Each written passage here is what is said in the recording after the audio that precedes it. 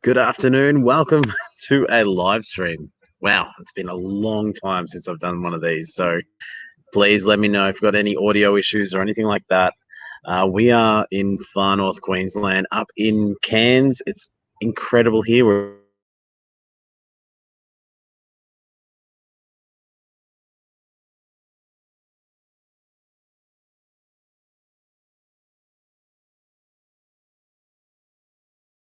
horrific. Really, it's telling me now. So let me just try and fix that.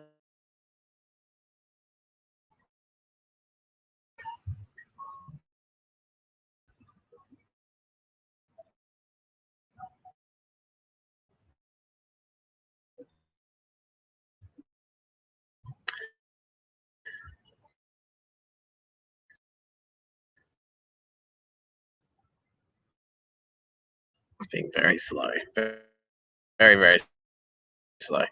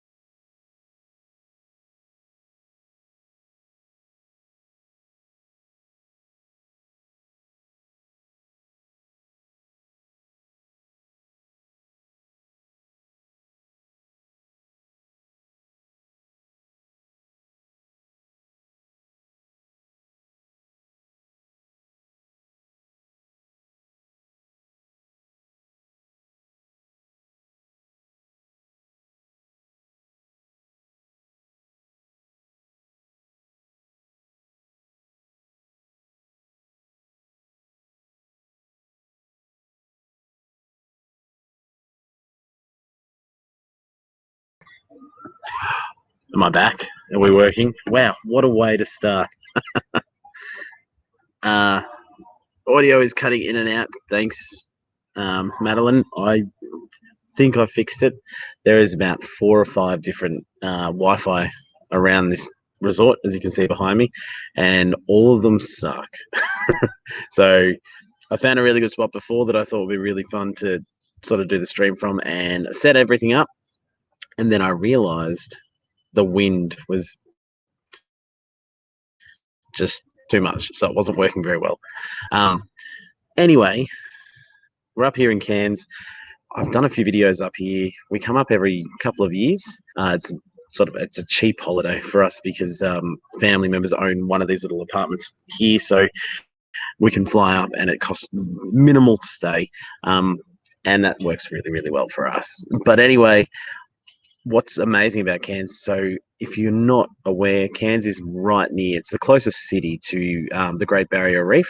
So being able to go out there and swim on the Great Barrier Reef has been awesome. We've done that a few times. Haven't done it this time. There is a video that I made about that a little while ago. And also they have the Cairns Aquarium, which I reckon is amazing. So we went there again, and I've got a lot of footage, which will be really fun to share with everybody. But also, I had an issue. I've been using the GoPro Hero 9, which has been a really, really great camera. Got some really awesome footage. It's really easy and compact to just be able to, take it everywhere with you to not miss out on all the shots and stuff that, you know, you want to try and get when you think, oh, I wish I had a camera with me. But I stuffed up. I've lost one of the SD cards. We go home tomorrow, and if that SD card doesn't turn up while we're picking everything up, yeah, I'll be pretty devastated, to be honest, because we might be a bit stuck. Hey, Sharpies, Models and Aquatics, thanks for joining. Also, Blake's Aquatics, Keen, thank you. Sandy Doherty, let me know if anything's dropping out, because little thing here saying that I've got a very, very signal, but yeah, if it's still working, then we can continue on. What I wanted to do today was I used the YouTube. I was using it just so much things like how to grow the best carpet for your plant at aquarium. Like there was a Monte Carlo demonstration, growing it out in like a tub in your backyard, and then sort of effectively, so that whenever you set up a new tank in your Monte Carlo, you're ready to go. You've got a well plant ready to go. Another one was the truth about duckweed, and probably the biggest one is about answer these in a stream with you guys and see what you think about some of the questions and some of the answers. So I'm going to start from the most recent. When we talked about, so I might jump a little bit here because they do go from video to video. But when we talked about duckweed is an incredible plant. If you've ever had it in your tank, you know it's super hard to get rid of it. And it's a really good way of like some of those nitrates and all those things that you want to out of your tank by using this plant that will just instead sort of shade some of the tank. It can help with algae growth. It's just a really, really strong competitor when it comes to algae. And it works really well in some planted tanks, but it could also affect the growth of your plants. So with duckweed, what was amazing was doing all the research for that video was learning that in Asian countries, they actually farm it and then grind it up and use it as food. It's a really beneficial plant to even us.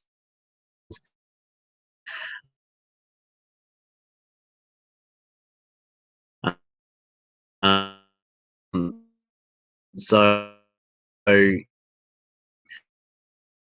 size farming talking duckweed. So that was something that I haven't responded to yet, and I would like to have a little look into it before I do respond. But it was really interesting to see that I had learned that humans were consuming it, but they're growing it for animal food. It's definitely my goldfish is like very, very happy when I put the extra duckweed from other tanks into the goldfish tank.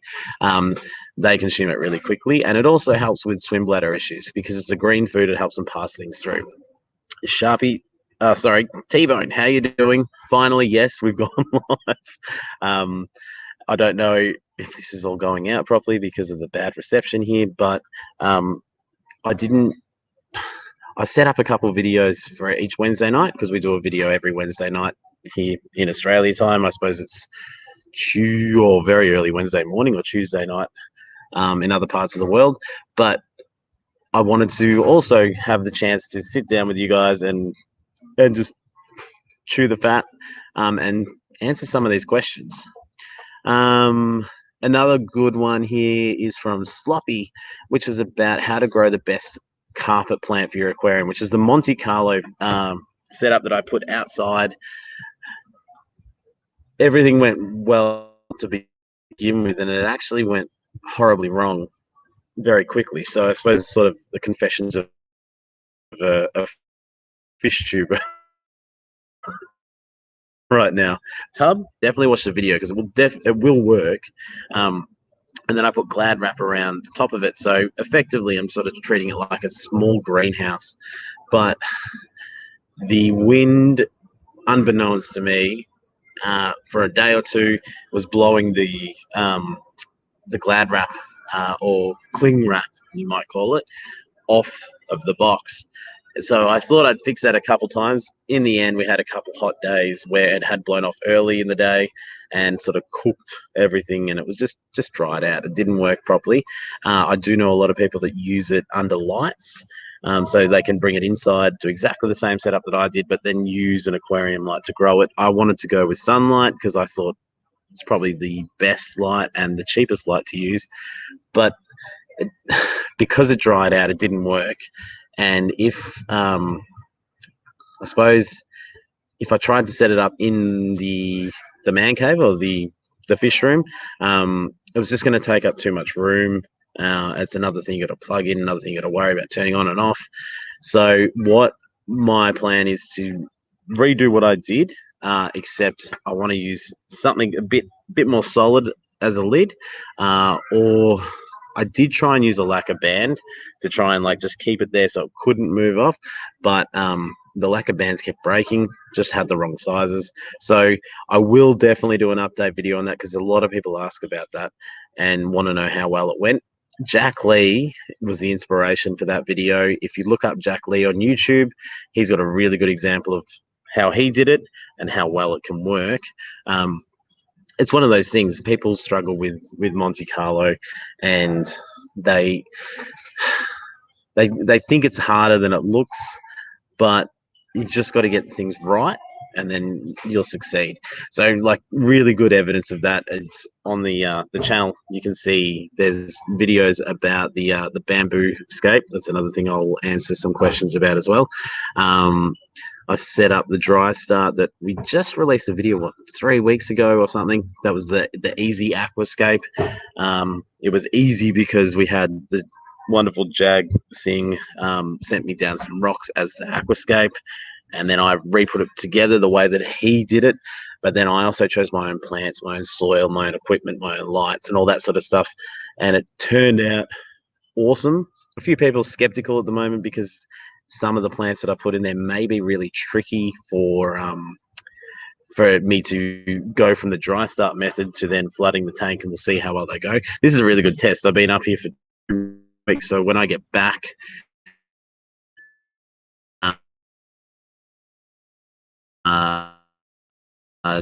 to Friday morning, so quickly, I just touched on it before, but BJ, how you doing? Awesome to see you. KG Cichlids, thank you for joining me. Well, T-Bone got some black ruby barbs yesterday, and they don't look like them. They sent me juvenile fish. They look nothing like ruby barbs. It'll be very interesting to see what you end up with. One of those tanks that I was just talking about was the bamboo scape, which I went down the process of trying to see how you can put bamboo in a fish tank and succeeding. Having natural bamboo in your tank looks incredible. The problem is it breaks down. It rots away. You end up having issues with the bamboo. It can be, well, it just ends up being horrible, and it can probably cause issues with the balance of your aquarium. So use marine lacquer. So what they use on boats, they paint the boats up and then they use the marine lacquer, basically protecting it, so making it waterproof. And it's not meant to be toxic. So, I mean, it definitely is toxic in some ways. I can already sort of started halfway through that process questioning whether that was the case. But I do know people that have used it and not had issues. But I think when they've done it, they've used it really lightly, covered it enough, and then had to either dry it out for a long time or then put it in water for a long time. So that's the way that I tried to approach that. And after probably 2 months of doing that and soaking the bamboo and replacing the water and just continuing to try and get that bamboo completely matured, I suppose, with the lacquer, and then be able to put that into a fish tank and have zero concern of the fish or shrimp if they were going in there, I still couldn't get that. I was having sort of an oily film even after a lot of water changes. So I threw them in the bin. I'm going to replicate it by just trying to find some plastic bamboo because the tank looked really good, but I think it's the only way that I can really, really get it going. So a good example with the Monte Carlo, talking about that video and making your own sort of Monte Carlo farm, I can't fault the dry start method. I've done it 4 times now. I'm experimenting with the large tank in the lounge room, which is the Dwarf Neon rainbow tank at the moment. The one that I'm really trying to create a really big scape, and I'm spending a lot of time on the plants, CO2 injection, all of that sort of stuff.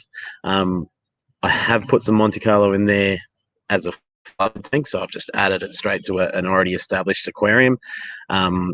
It's going to be interesting to see the difference between how that goes versus all the dry start methods that I've done, because the dry start method, can't fault it. Like, just have patience. If you're going to start a tank and you want that perfect sort of, carpeting plant, just trust me. Get the tank, soil it up, get everything ready, do your hardscape, break up your Monte Carlo and plant it around, and then spray it with water, and then cover it with Glad wrap, and just spray it every day, and still turn your light on like there's fish in there, and the tanks turn out beautiful. The Monte Carlo just thrives in that sort of situation. So then when you eventually flood it, I've had very, very minimal melting, I suppose is what a lot of people call it. I really haven't lost any when I've done it that way. I'm very, very patient with it too. It's really handy when you've got 13 fish tanks. You don't need to stress about how you want that one fish tank all sorted and set up already. But people say you do it in like 6 to 8 weeks, you probably can. But I probably push more to like 12 or 14 weeks, and the results have been awesome every time. So if you really want to try something like that, maybe do that. Maybe get a tub and get your soil, and then get your light set up or outside without letting the plant dry. You just got to think, I've got to keep that plant, well hydrated. Just think if it's always thirsty. Speaking of thirsty, this is my favorite brewery up here, and I haven't been here for 2 years. So a little shout out to Hemingway's. They do really, really good beers up here. Keep it hydrated, and it'll reward you. You'll see pretty quickly, you'll start to see the growth. But it's sort of amazed me on a few levels. The more attentive I've been, and then the better lights that I've put on there, that the plant has grown so much more wild, I suppose. So I actually really need to trim it back. Whereas a good example is the Iwagumi that I did, that I've never trimmed that back. It's sort of worked perfectly. The only issue I'm having with that tank at the moment is I'm getting some hair algae buildup, and it's inspired me after listening to George Farmer, his podcast. When you have some algae problems, you've got to not only treat the issue you see, you've got to sort of start trying to find out what's happening and how to prevent that.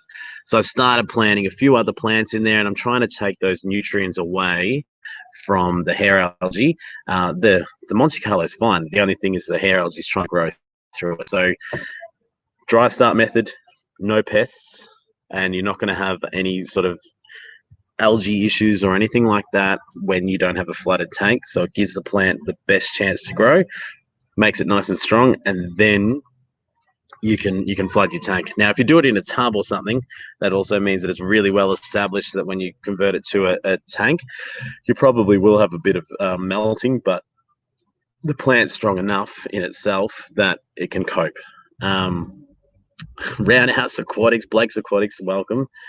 Blake, let me know if I'm cutting in and out here. I have like the weakest signal, and I had a lot of issues at the start. So if it's working well, let me know. If it's not working well, definitely let me know. So some other questions here. I get lots of questions that make zero sense as well. I always try and reply to every question and heart every question, but sometimes I just I don't know what people are on about, which is this one here. All right, so probably the best questions that I've been not questions, the best response for me as a fish keeper, or more, sorry, as a YouTuber, have been responses to things like the planaria and detritus worm videos. I'd say probably weekly, I get a nice message from someone saying, "Thank you so much. I was stressing out about these things, and now I know what to do." Um, the planaria one video is informative, helpful, wonderful job explaining it. I've never owned a fish tank, and you made it easy to understand. So that's someone that is probably more critiquing the video rather than the thing. Here's a good example. CPL M4TT. Jesus, I just saw one of these and I thought some kind of parasite had spawned, and I was glad to find out that the detritus worms are relatively harmless.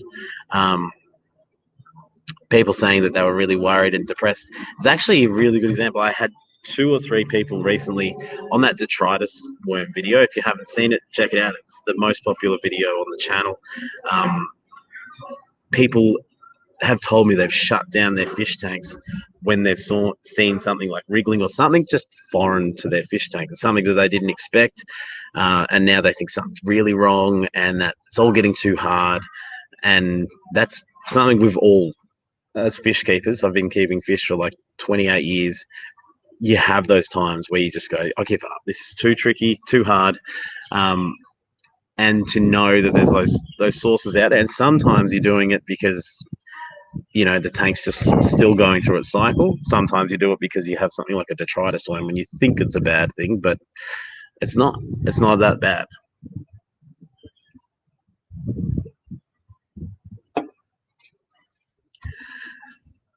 I think the other one, the biggest one, and probably one that I'm working pretty. Looks like an utterly terrible place to be streaming. I know it is. It's horrific, isn't it? I had a better spot over there, but it was too windy. I set everything up. That's why I was a couple of minutes late, or an hour early. A couple of minutes late because the wind was just too much. I wanted to show you guys a little bit of the beach, but all these connection issues. I was thinking of going live from the phone and showing you around a little, but it'd be too hard. What I was going to say, sorry, is another one of those things that I really want to start learning a bit more about, so that I don't want to be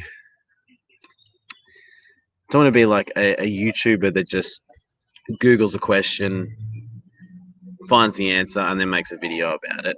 I mean, I've been keeping fish for a long time, and I have, as I said, like 13 tanks. I've delved into the salt water, so that's one that when I find a way that I can fix something or learn something with salt water, that's when I'll put out a salt water video and go, I've learned this and I've experimented with this and it's worked. This might help you. But algae is a massive one, because if you guys all watch YouTube, obviously you do, and you YouTube how to get rid of hair algae, every video pretty much that I've come across tells you it's all about prevention of algae. It's not about, oh, here's a quick fix, which it's fair. That's definitely the case in most circumstances. But that's probably one thing I want to go down, because I know that seems to be the number one reason. Would it be number one, actually? Fish dying might be number one. The number 2 reason would be algae. When you have out of control algae and you can't get it sorted, as a beginner hobbyist, even an intermediate, you have those issues and you think, well, I'm working so hard on this tank and I'm buying this and I'm doing that, I'm doing the water changes and I'm still getting this algae, and now my tank looks ugly after a year. It looked really good when I set it up, but now it's established and letting that in. I'm trying to find that perfect balance, probably in the next couple of tanks that I'm going to set up, sort of doing that preventative method. And then after I think I've succeeded, which I will know because I've done 4 or 5 tanks, the same method, followed the right advice, and am not having the issue, then that's something that I would like to share with a lot of people.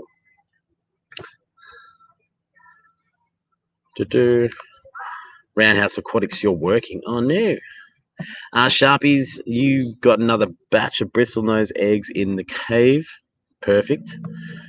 I haven't got any bristlenose pleccos. I had them for a while, but I haven't got them. All right, here's one that I really want to touch on. This one's from Bacon Man. I love the name Bacon Man. This one will be very interesting. I think you have a very believable style, only guilty of overthinking everything you do, just like me. Thank you. Appreciate the support, dude. You're probably right. It's one of those things. Like even I overthought doing this video today. I normally have a video released at 6:30 at the moment because things have changed for me on Wednesdays with football training, with my son and that sort of thing. But I try and do a premiere because I used to do a lot of live streams at least once a fortnight on a Sunday. Love the community, loved hanging out with you guys, loved talking to you all. So what I started doing was premieres because I couldn't do both. I couldn't do the video and the live stream. And why I like the premieres is that you all get to jump along and say hey, and I get to say hello back and tell me what's going on with your fish. T-Bone's having some issues with bedders at the moment, and hopefully he'll write that. And now he's getting fish that he didn't actually order from the sounds of things. But it's really, really good to catch up. And I thought about letting tonight just slide and not doing anything this week, but I've got the time here and I've got the chance to be able to catch up with you all. So that was awesome. And thank you, all of you, for all of your support. It's been awesome. Venture down the Princess Freeway, mate. I'll hook you up with bristlenose. Yeah, it's where to keep them. I'm starting to probably do exactly what you said, overthink each fish tank. So all of you guys here, to let you know that I think when I get home, I'm going to shut down a bunch of tanks and try and be a bit smarter and cleverer about what I'm doing. Not from like maybe a business perspective, I suppose, but really try and get on top of my tanks and try and upgrade the quality and the know-how of each individual tank, because it's really good to have some tanks that just look good and doing okay, but I really would like to get to the point where the plants are growing really well in every tank and the fish are breeding or really happy, the shrimp are breeding or really happy. So it sort of made me think it's time to give up on not give up, time to turn some of those tanks into one tank. So I won't get rid of anything. I'll move them all into one tank and make a community tank rather than having one dedicated to one fish. Free up some space and give us an opportunity to do a little bit more with the space we've got. Scuffed fish tanks, how you doing? Awesome to see you. So back to this question from Bacon Man. Unboxing of the Bioscape CO2, so DIY CO2. That was about, for those that don't know, normally you can buy CO2 canisters and you hook them up to your fish tank to inject CO2 to help the growth of plants. So plants, what they do is during the day when the lights are on, they're out and they're ingesting this CO2 and it helps them grow, and you get a lot better growth and you get a lot better looking, healthier plants. But this one's DIY, so it's not, you don't buy the gas canister and then just replace it and just plug it back in. You don't keep paying for new canisters. This one, you mix up your CO2. So you use citric acid and basically baking powder and water, and it probably lasts about a month.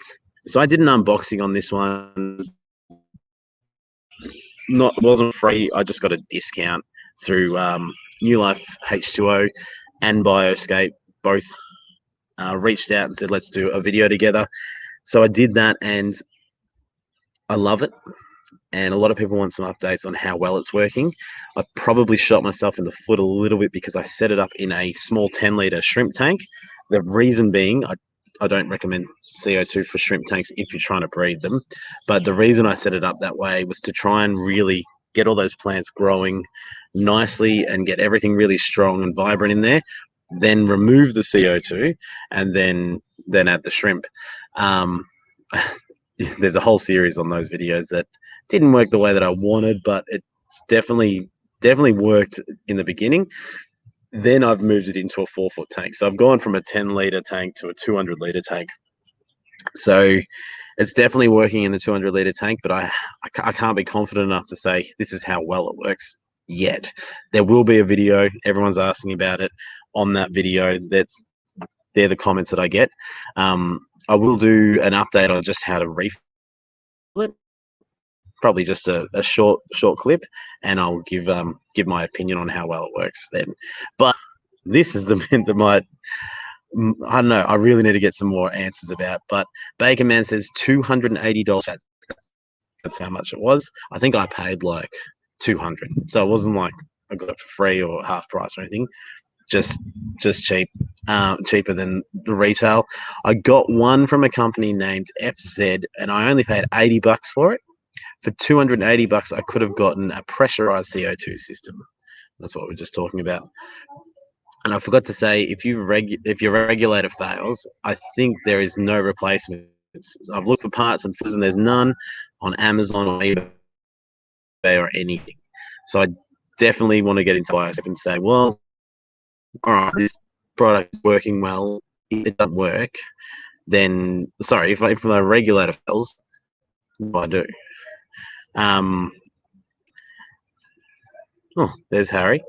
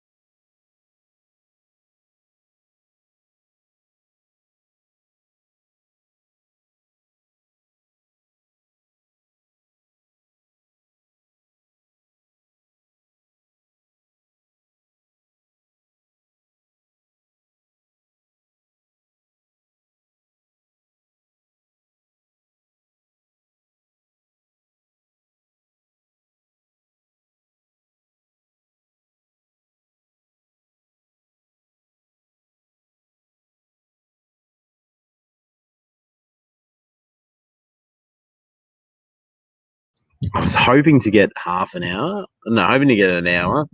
I was thinking we'd be lucky to get half an hour. We've just gone over. I'll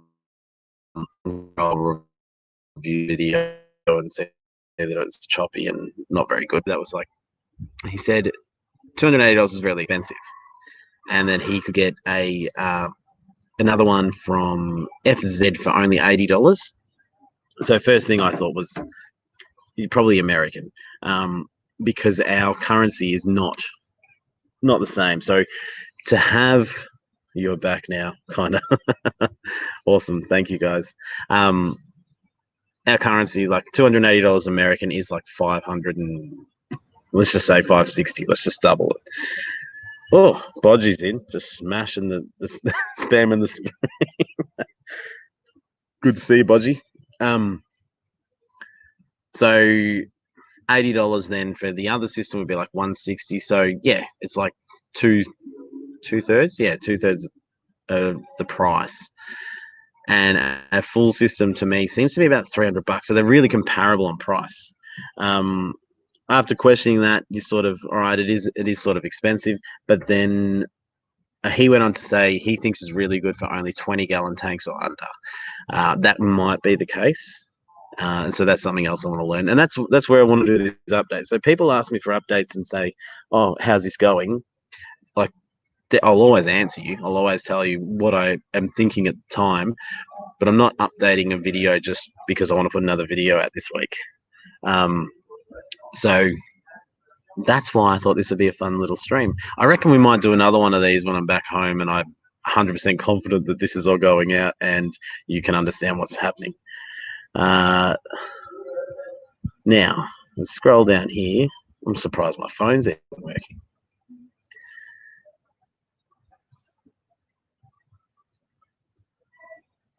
Oh, here's another really good one, actually. A couple of times I have been pointed out, was being pointed out to me. I think I said, so I got a sail fin pleco about probably about a year ago now. He or she, I'm not sure, is beautiful. Love the fish. Just nice and peaceful and quiet, and doesn't really do much during the day.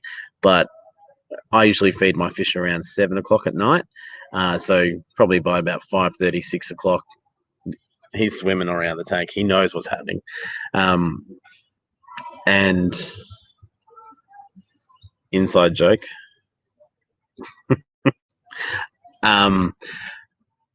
Anyway, like I love that personality and that sort of fish. And I think I said in that video that so a sailfin pleco gets to up to 2 feet long, which is pretty. It's a monster fish. When you start getting that size, I start to think they're monster fish. But I said something about the common pleco, so it gets bigger than a common pleco, which is not true.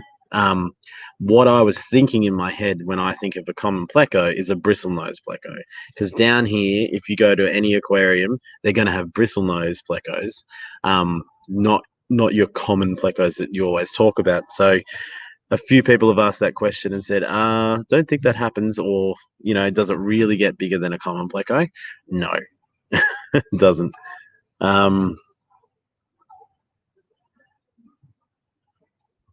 What are some of the other ones we've had? Aquafunk Aquatics. So he's a friend of the channel. He's noticed something that a lot of people haven't noticed. There is a tank that you guys saw a little glimpse of in the fish room tour that is going to be something completely different, something that you I haven't really spoken about much.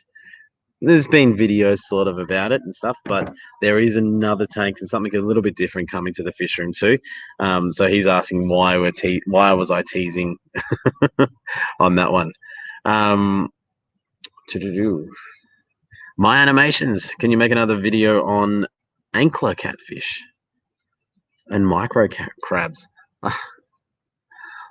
I don't know what an ankler catfish is. I'd have to look it up. Micro crabs. Click on the Blake's Aquatics name above, and he has a video on micro crabs, I think, because he's got some. I've been talking a lot with some of the local fish stores and getting along a bit more and sort of talking about collaborating and doing a little bit of some different things and getting a bit more information about some of the things that they're working on as well. There are things happening in the industry down in Melbourne that are really exciting, and I want to be there to be able to sort of document it and bring it to you guys, because there's going to be some really cool things to see. But they did get in some Darwin freshwater crabs, and they look awesome. I'm hoping to maybe, unless they're sold already, I was actually hoping to go down and just do a quick little video and ask them about how could you add a freshwater crab to your tank, and what would they be suitable with? What sort of parameters? Are they going to eat fish, or are your fish going to eat them? But they were not micro. They were probably, big size. Welcome. Sorry, I saw you before reading things, but I didn't say hello. I apologize. Made an upload on my. Yeah, I'm right. So Blake did. I think they're different though. US micro crabs are Thai micro crabs. Mine are the Amerinus lacto. Why? Don't put bloody all those long words in there. I can't get those. Here's another one. So, fishing pet. Probably, it's an interesting one. I've got a few comments on this one. So this video was the how to fix swim bladder issues in your goldfish.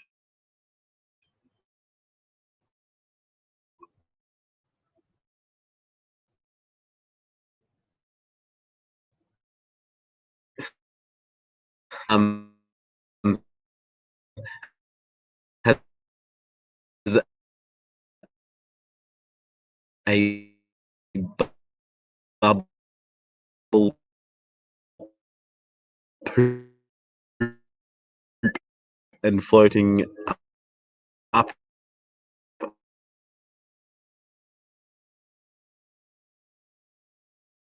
those things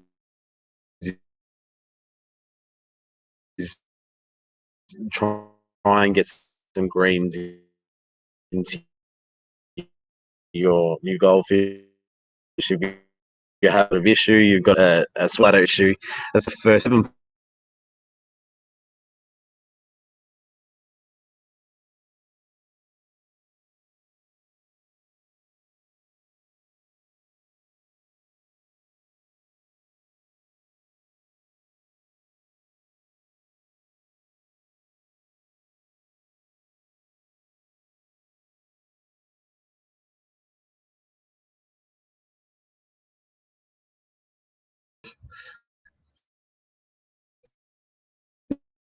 This is the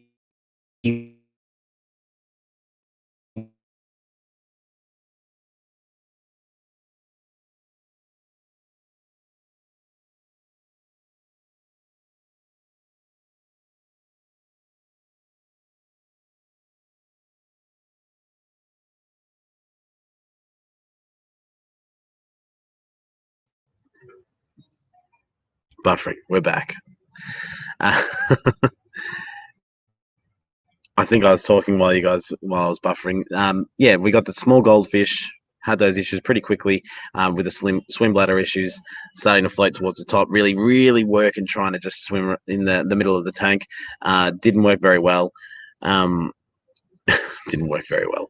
It just struggled the whole time. So then we tried Epsom salt baths, and then tried the green pea, so shelling peas, and it overnight improved immensely.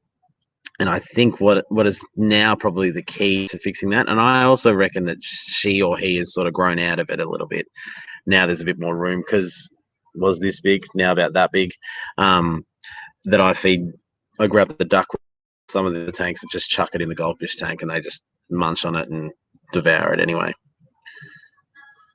Oh, the lag. Look, I really, really appreciate all you guys for joining me. I was hoping to go for an hour. I was hoping that some more people might show up as well, but it doesn't matter because I love just catching up with you guys and being able to interact. But the internet here is atrocious. I don't know whether to leave him a Google review and say I'm not happy, or am I just being too 2020 or too Gen Y or Gen Z?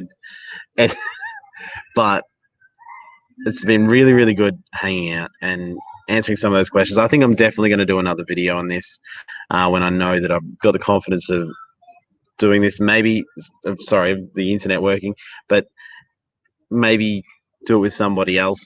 Join up and we go through some of the questions that they keep getting. I think it's might be there might be something in that. I have filmed a whole bunch of footage at the Cairns Aquarium, so I've got that.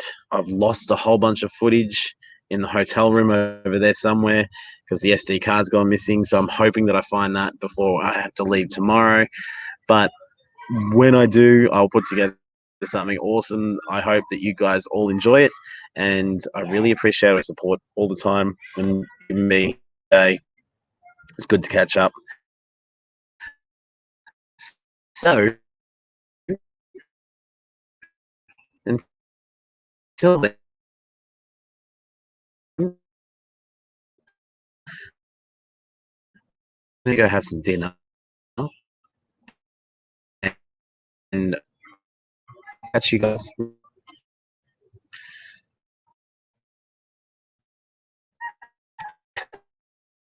And even